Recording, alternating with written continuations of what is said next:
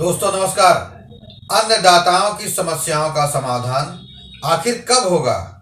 क्या उनकी मांगें भविष्य में कभी पूरी हो भी पाएंगी या नहीं? केंद्र में सरकार चाहे कांग्रेस की हो या भाजपा की रही हो, हर दौर में यही सब कुछ देखने को मिलता है। कमोबेश सरकारों का रवैया सदैव एक जैसा ही रहता है, इसलिए किसी एक सरकार को दोषी ठहराना ठीक नहीं है। किसान आंदोलनों से जो समस्याएं उपज रही हैं, उसका खामियाजा सिर्फ और सिर्फ आम जन ही भुगत रहे हैं या भुगतते हैं। समस्याएं किस कदर पनपती हैं, इस ओर शायद किसी का भी ध्यान नहीं जाता। मरीज, छात्र, राहगीर, दैनिक कर्मी तो बेहाल होते ही हैं। रोजमर्रा के क्रियाकलाप भी रुक जाते हैं। 2 दिसंबर को भी यही हुआ, जब किसान प्रदेश के एक छोर से चले तो सड़कों पर दौड़ने वाले तेज वाहनों के पहिए थम से गए। क्या मरीज, क्या नौकरी पेशा, सभी के पैर अपने अपने जगह रुक गए, क्योंकि किसान थे। दरअसल अपनी विभिन्न मांगों को लेकर किसान संगठनों ने एक बार फिर दिल्ली पर चढ़ाई करने का मंसूबा लिए हुए हैं। हालांकि ऐसा करने से उन्हें बलपूर्वक बॉर्डरों पर ही रोका गया है, पर हालात दिल्ली एनसीआर के एक बार फिर बिगड़ते दिखाई पड़ने लगे हैं। इस दफे भी किसानों के तेवर बहुत उग्र दिख रहे हैं। अन्नदाता लंबा आंदोलन करने के मूड में है।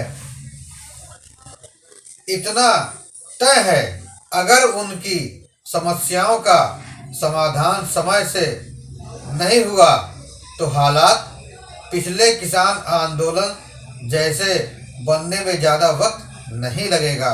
किसान केंद्र सरकार और उत्तर प्रदेश सरकार को बीते 1 महीने से अल्टीमेटम दे रहे थे कि उनकी मांगें मानी जाए, उनसे बात करें कोई जिम्मेदार व्यक्ति जिससे दोनों पक्ष बैठकर कोई हल निकाल सकें। लेकिन उनकी बातों को हुकूमती स्तर पर एक बार भी अनसुना कर दिया गया और अनदेखा किया गया।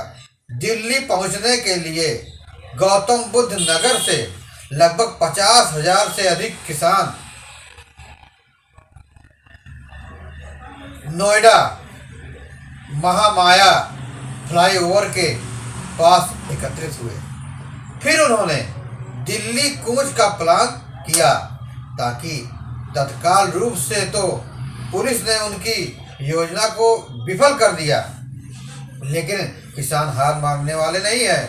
वे बॉर्डरों पर ही डटे हुए हैं। वह किसी भी सूरत में दिल्ली पहुंचना चाहते हैं और दिल्ली के संतुलन को हिलाना चाहते हैं। उनको लगता है कि संसद का शीतकालीन सत्र चालू है, पूरी हुकूमती मशीनरी इस समय एक साथ है, उनकी बातें आसानी से पहुंच सकती हैं, पर ऐसा होता दिख नहीं रहा है। केंद्र सरकार इतनी आसानी से सब कुछ मान लेगी, ऐसा भी दिखाई नहीं पड़ता। इसलिए किसान भी काफ़ी उग्र हैं। अपने साथ लंबे आंदोलन को करने के लिए ताम झाम लेकर पहुंच रहे हैं। Ration, tractor, motorcycle, gas cylinder, तंबू आदि। इनके पास किसानों ने दिल्ली मार्च का प्लान अचानक ही बनाया। पहले की प्री प्लान नहीं थी, क्योंकि किसान अपनी विभिन्न मांगों को लेकर नोएडा, ग्रेटर नोएडा और यमुना प्राधिकरण पर पिछले कुछ दिनों से धरना दे रहे थे। उनकी प्रमुख मांगें हैं, उन्हें जमीन के बदले 10% निर्मित प्लाट और 64% बढ़ा हुआ जमीन का शेष मुआवजा दिया जाए। साथ ही जितने किसानों की जमीन छिन जाने से भूमिहीन हुए हैं, उनके परिवार के बच्चों को केंद्र सरकार और राज्य सरकार कोई न कोई रोजगार जैसी व्यवस्था करें। इसके अलावा एमएसपी गारंटी कानून लागू करें, फसल की कीमत डबल हो, खाद बीज और कीटनाशक दवाओं के रेट कम किए जाए जैसी पुरानी मांगें भी उनकी बरकरार हैं। इस वक्त मंडियों में धान की खरीद में जो घटतौली हो रही है उसे तत्काल रोकना। ये मांगें ऐसी जिसे शायद ही सरकार माने। प्रतीत ऐसा होता है कि ये किसान मूवमेंट भी बड़ा रूप ले सकता है। अभी तक गनीमत ये समझी जाए, इन मोर्चों में सिर्फ दर्जन भर ही किसान संगठन शामिल हुए हैं। हालांकि बाहर से करीब 100 से ज्यादा किसान संगठनों का समर्थन उन्हें प्राप्त है। मोर्चे को रोकने को अगर कोई जल्द विकल्प नहीं निकाला गया तो किसानों का आंदोलन लंबा चल सकता है। किसान संगठन भी कूदने में देर नहीं करेंगे, क्योंकि किसान मोर्चे को देखते हुए नोएडा ट्रैफिक पुलिस और दिल्ली पुलिस की ओर से की गई, जिसमें कलिंगी कुंज बॉर्डर, यमुना एक्सप्रेसवे और डीएनडी बॉर्डर से बचने की लोगों को सलाह दी गई, क्योंकि इन जगहों पर मोर्चे का असर व्यापक रूप से देखने को मिला। लोग अनचाही परेशानियों से जूझते दिखाई पड़े। स्कूली बच्चों भी जाम में फंसे रहे, एम्बुलेंस भी नहीं निकल पाए, नौकरी पेशा समय से अपने कार्यालयों में नहीं पहुंच सके। ये हालात ऐसे ही बने रहेंगे तब तक ये मूवमेंट चलता रहेगा। किसान मूवमेंट शुरू होने के कुछ घंटों बाद ही राजनीति भी आरंभ हो गई। कांग्रेस और आम आदमी पार्टी ने अपना समर्थन किसानों को दे दिया। कांग्रेस ने कहा दिल्ली बॉर्डर पर बैरिकेडिंग, वाटर कैनन, दंगा नियंत्रण गाड़ियां और अमित शाह की पूरी पुलिस तैनात की गई है। ऐसा प्रतीत होता है जैसे कि उनको किसी केंद्र में सरकार, चाहे कांग्रेस की हो या भाजपा की, हर दौर में यही सब कुछ देखने को मिलता है।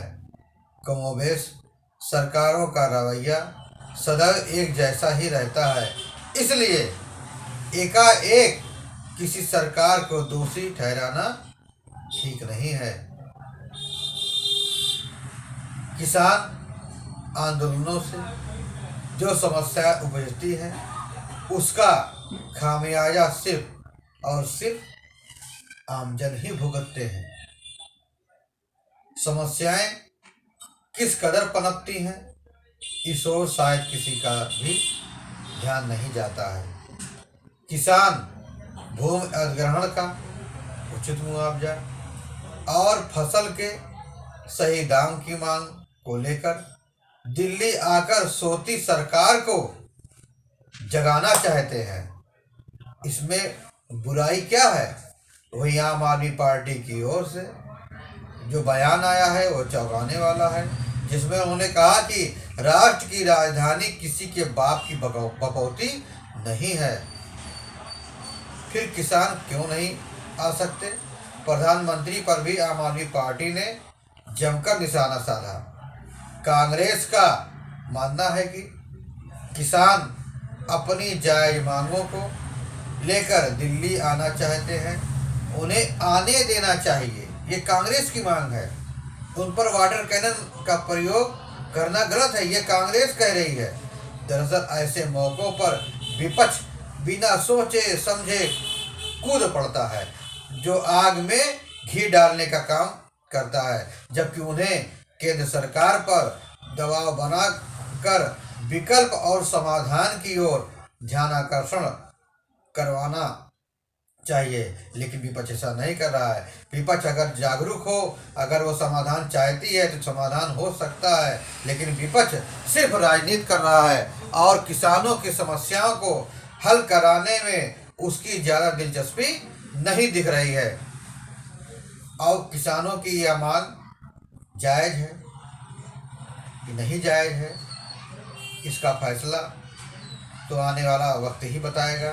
बहरहाल आपको किसानों की यह जानकारी कैसी लगी या खबर कैसी लगी, कृपया कमेंट और विपक्ष का रवैया जो मौके पर चल रहा वो कैसा रहा, वर्तमान में जो केंद्र सरकार है उसका रवैया कैसा रहा, उसको भी आप जान गए।